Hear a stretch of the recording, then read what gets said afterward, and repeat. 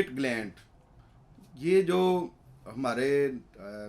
मर्दों में ये बीमारी पैदा होती है कि प्रोस्टेट ग्लैंड जो है वो इनलार्ज कर जाते हैं, सूज जाते हैं।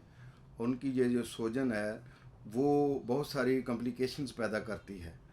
मर्दों में ये एक गदूद होता है जो अखरोट के साइज़ का होता है और ये पेशाब वाली नाली की बैक साइड पर मौजूद होता है, यानी पखाने के सुराख में और जो पेशाब वाली नाली है उसके दरमियान में ये चीज़ एक मौजूद होती है, जो पेशाब वाली नाली की बैक पे ये ऐसे ऊपर दोनों साइडों पर ऊपर लगी हुई होता है। तो ये ग्लैंड जो है इसका असल मकसद यह है कि जो हमारे टेस्टिस में से स्पर्म जो है वो निकल कर, नुतफ़े जो हैं वो निकल कर बाहर खारिज होते हैं, तो उनको खारिज होने के लिए किसी सियाल की ज़रूरत होती है, कोई ऐसा लिक्विड हो जो उनको लेकर जा सके आगे तक। तो वो जो है वो तो एक ड्रॉप की शक्ल में ज़्यादा से ज़्यादा मैक्सिमम एक ड्रॉप होता है, लेकिन आप देखें कि जो मनी खारिज होती है वो तकरीबन एक चम्मच 5 ml के करीब होती है। तो अब वो जो 5 ml सिक्रीशन है वो सारा का सारा जो है वो प्रोस्टेट ग्लैंड में से निकलता है। एक तो इसका ये फंक्शन है प्रोस्टेट ग्लैंड का। दूसरा ये है, एक तो मनी को जो है वो अपनी असल जगह तक पहुंचाने के लिए, वजाइना तक पहुंचाने के लिए जो ये किरदार अदा करता है कि स्पर्म जो है वो प्रॉपर जगह तक पहुंच सकें, तो उसके लिए ये एक सहूलतकार का काम करता है। दूसरी चीज़ ये है कि जब जो अमल ज़ौजियत किया जाता है तो उस दौरान में अब ज़ाहिर है कि स्पर्म ने खारिज होना है, तो उनको खारिज होने के लिए पेशाब वाली नाली को, जो पेशाब जहाँ से खारिज हो रहा था उसको रोकना, ताकि वो सूज कर उसको रोक देता है और वहाँ से पेशाब खारिज नहीं होता है बल्कि मनी खारिज होती है। ये काम भी इसका इसी तरीके से है कि उस वक्त ये अपने अंदर एक तनाव पैदा करता है, सोजन पैदा करता है, उसमें दबाव पैदा करता है। आप उस दौरान में अगर चाहें भी तो पेशाब नहीं कर सकते हैं, ज़ोर भी लगाकर पेशाब करना चाहें तो उस वक्त पेशाब नहीं आ सकता है जिस वक्त एरेक्शन हुआ हो। तो इसकी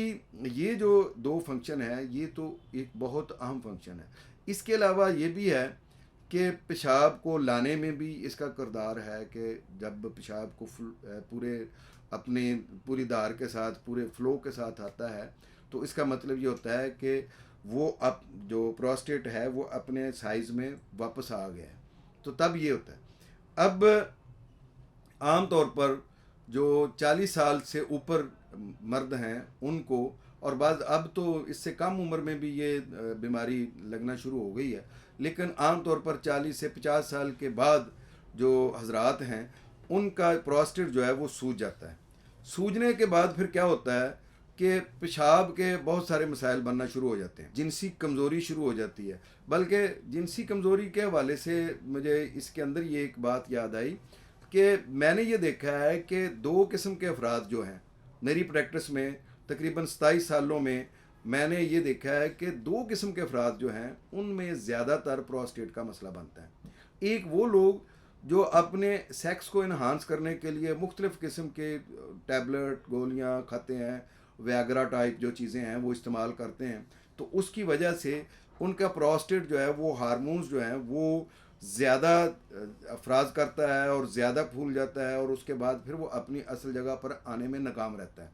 तो उन लोगों को अक्सर ये प्रोस्टेट का मसला होता है। दूसरे वो लोग जिनकी किसी वजह से शादी नहीं हो सकी या शादी हुई और वो जो है वो ज़्यादा देर तक ना रह सकी, या शादी के बाद जो है वो खुदा न खास्ता खातून जो है वो फौत हो गई, तो उसके बाद वो ज़्यादा देर तक मुजर्रद रहे, तो उसकी वजह से भी ये प्रोस्टेट जो है वो बढ़ जाता है। क्योंकि 80 आवर्स के अंदर एक दफ़ा अगर जो है वो प्रोस्टेट में से सिक्रेशन खारिज होती रहती है, जो 40 साल तक, 40 साल के बाद तो ये वक्फा ज़्यादा भी हो जाए तो कोई मसला नहीं है, तो उन लोगों का प्रोस्टेट नहीं बढ़ता है। और जो लोग बैरून मुल्क गए हुए हैं और ख़वातीन उनकी जो है वो इधर घर में हैं, तो वो इकट्ठे ज़्यादा देर नहीं रह पा रहे हैं, तो उसकी वजह से भी जो ज़्यादा देर तक ये वक्फा होता है अमले ज़ौजियत का, उसकी वजह से भी प्रोस्टेट में स्वेलिंग आ जाती है। अब इसका होता क्या है, प्रॉब्लम क्या होता है, इसमें सबसे ज़्यादा मसला तो जो है वो पेशाब करने में होता है। जो सेक्स का जो कमी आनी है वो तो एक अलग चीज़ है, लेकिन इसके साथ साथ पेशाब की ये है कि या तो पेशाब बिल्कुल रुक जाता है क्योंकि वो पेशाब वाली नाली के ऊपर दबाव इस कदर डाल देता है कि वो नाली बंद हो जाती है, सुराख बंद हो जाता है, और फिर किसी ऐसी पोजीशन में ही पेशाब खारिज होता है जैसे खड़े होकर पेशाब खारिज हो, या घोड़े की तरह लेट कर दोनों पाँव और दोनों हाथ नीचे रख कर फर्श पर करें तो तब होता है, या टांगें खोल कर खड़े हो गए हैं तो उस वक्त पेशाब खारिज होता है, या बैठा हुआ है मर्द और पेशाब करने के लिए फिर खड़ा होता है तो उस वक्त जो है ना उसको हाजत होती है। पेशाब कतरा कतरा आता है बाज़ दफ़ा, और बाज़ दफ़ा पेशाब कंट्रोल में नहीं होता कि फौरी जो है ना वो पेशाब निकल जाता है। तो इस तरह की सारी अलामत पैदा होती हैं। प्रोस्टेट अगर इनलार्ज हो गए हैं तो उसका होम्योपैथी के ज़रिए से हम इलाज कर सकते हैं। होम्योपैथी में according to symptoms number of medicine हैं जो बगैर प्रोस्टेट के ऑपरेशन के प्रोस्टेट को अपनी असल हालत पर ले आती हैं। बहुत शुक्रिया, अल्लाह हाफिज़।